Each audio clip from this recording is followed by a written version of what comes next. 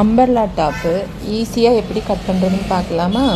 இது கிட்ஸுக்கும் சூட் ஆகும், அடல்ட்ஸுக்கும் சூட் ஆகும்.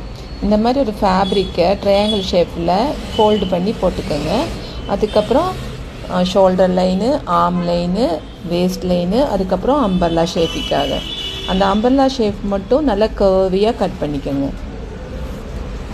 தெரியுதுங்களா?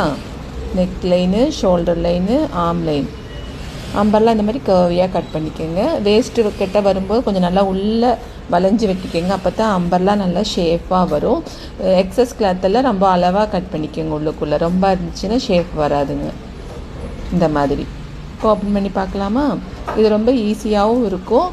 நமக்கு போடும்போது ரொம்ப ஸ்டைலாக, ரொம்ப வேலை இல்லாமல் இருக்கும். ஆனால் ஈஸியாக இருக்கும். அம்பர்லானா நம்ம ரொம்ப வேலை அப்படின்னு நினைப்போம். ஆனால் இது ரொம்ப ஈஸி கட்டிங்கு, போட்டாலும் அழகாக இருக்கும். ஃபேப்ரிக் மட்டும் ரொம்ப ரஃப்பான ஃபேப்ரிக்காக இல்லாமல் பூனத்தில், சிந்தட்டிக்கில் அந்த மாதிரி செலக்ட் பண்ணிக்கோங்க.